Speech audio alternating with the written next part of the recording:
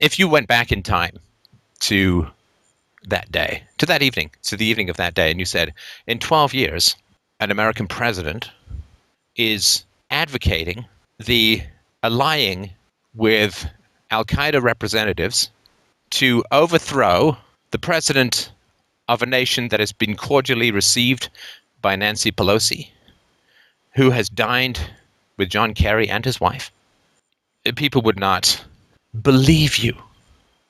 People would never believe that a US president was considering throwing his lot in and supporting and maybe even arming Al-Qaeda operatives to overthrow the president of Syria, Assad, with whom there are, and you can find these on the internet, beaming and joyful and happy pictures of him shaking hands with Nancy Pelosi. And somebody made a good meme.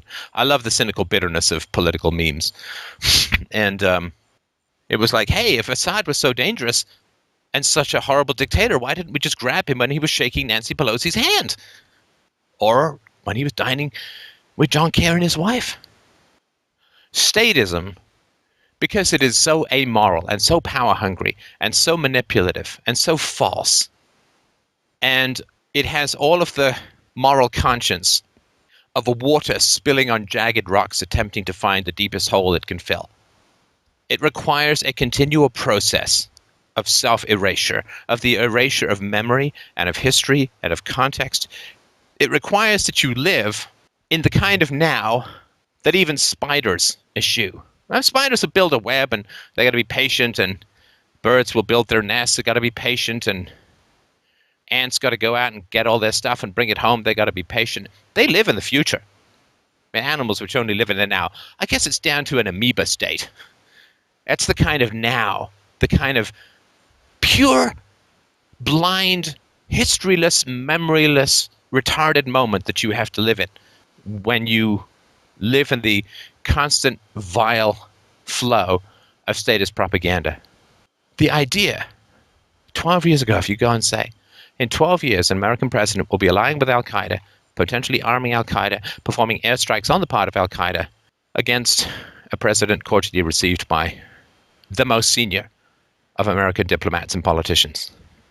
People would say that's treason, blasphemy. If you had made that the plot of Alias or 24 or a movie or something like that, if you made that as a plot, that an American president is allying with Al-Qaeda, 12 years after 9/11, when the official story is Al-Qaeda was 9/11, you would have been accused of the most bitter, cynical, revolting, nihilistic perspective on the world, that you would have been boycotted, you would have been shouted down, people would have booed you, people would have said, what a black and vicious portrait of the American political system.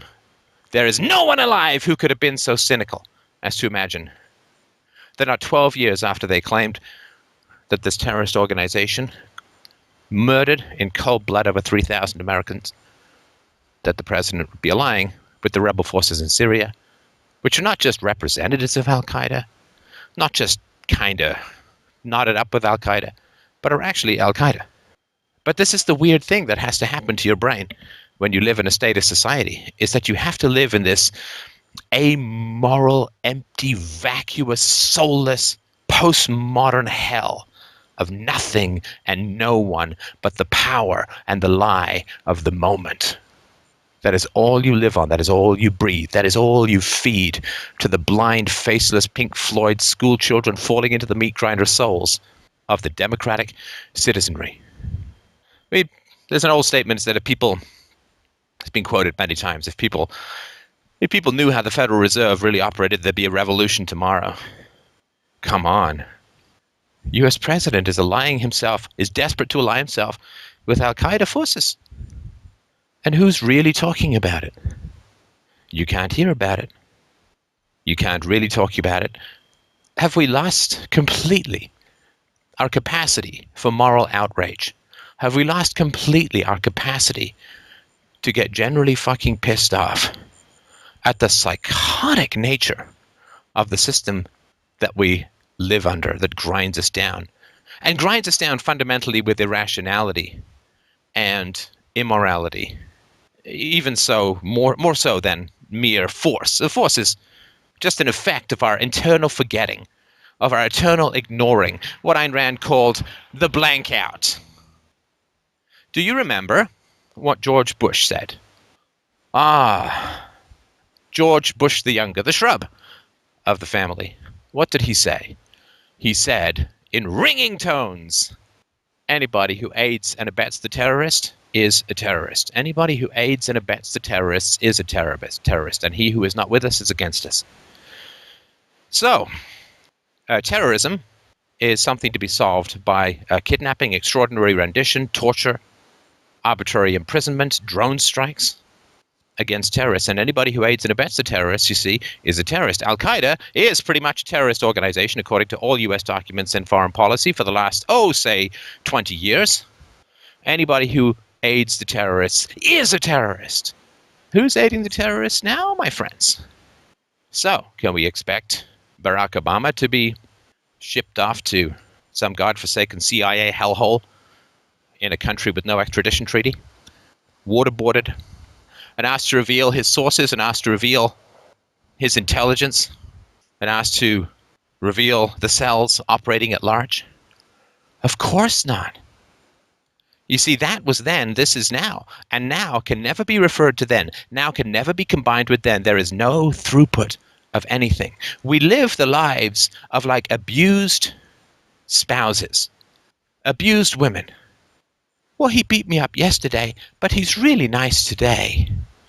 He beat me up 2 days ago, yesterday, and this morning, but this afternoon he gave me the most beautiful rose. And all is forgotten. And now you can't even mention these about faces, these turnabouts. You know, you read this stuff in 1984, and it is a portrait of insanity, right? We are now at war with East Asia. We have always been at war with East Asia, whereas yesterday it was Eurasia. This constant erasing of the past, this constant living in the propaganda of the now, it squeezes and shreds and crushes any capacity for moral integrity in the heart of mankind to such a degree that I almost don't know the degree to which I would seriously get behind and push for the continued success of the species as it stands. It is repulsive. It is repulsive the degree to which we have forgotten all the moral absolutes of yesterday for the sake of the complete opposite moral absolutes of today. And we don't even know that we've forgotten them. Look, it's one thing to say, I betray my principles. It's another thing to say, I have no principles.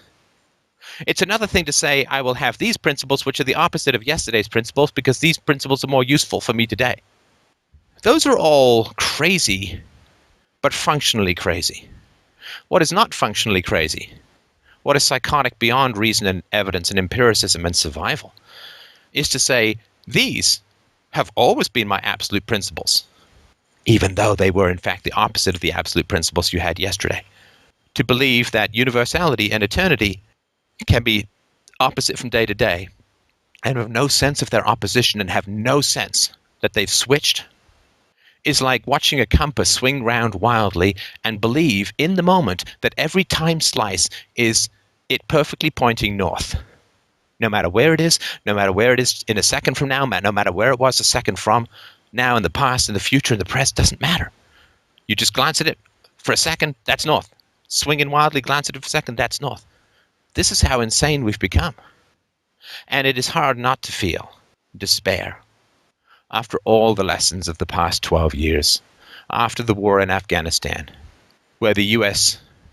spent about $30 million per Al-Qaeda operative, of which they estimated there were about 100 in the country, spent about $30 million per Al-Qaeda, and still really only caught a few of them, if we can even believe that any of them were caught, who knows?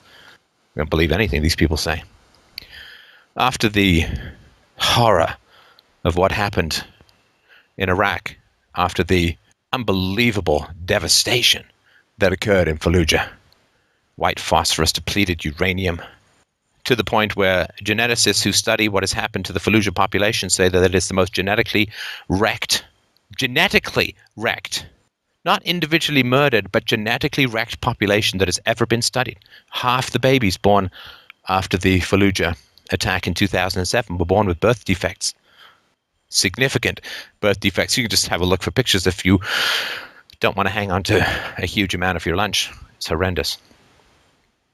After the lessons that the press swore that they weren't going to repeat after the Iraq War. Who's even bringing up in the mainstream media that the president is allying himself with terrorists and therefore, under the definition of US law and US policy, is himself a terrorist? Can't bring that up, right? Can't be mentioned. It can't be mentioned even that the policy has changed. You can't ask for a formal definitional change in the policy. You understand? This is how insane we've become.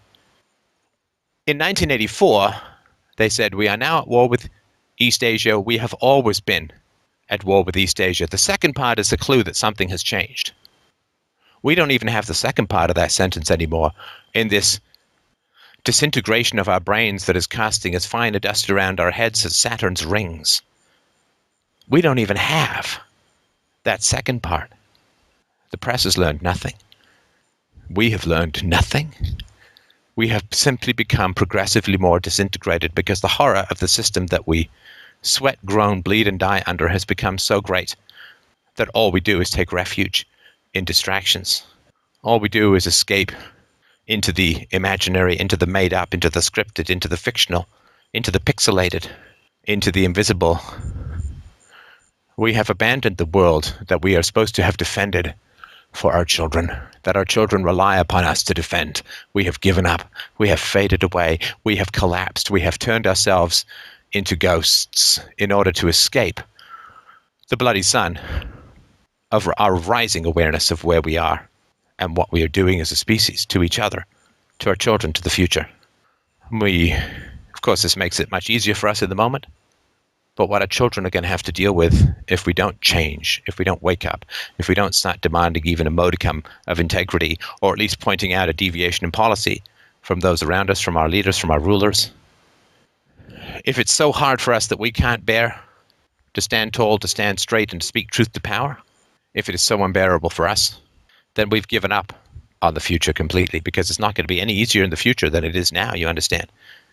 To speak the truth about our system, to speak the truth about our addiction to violence, to speak the truth about the psychotics who rule us, the evil unreality of those in power and all of their huddled and typing minions and their bleating and broadcasted lackeys. It's not going to get any easier tomorrow. It's not going to get any easier the day after tomorrow. And it sure as hell isn't going to get easier when my daughter becomes an adult. The weight that we're throwing off is only going to land with ever greater heaviness on the next generation.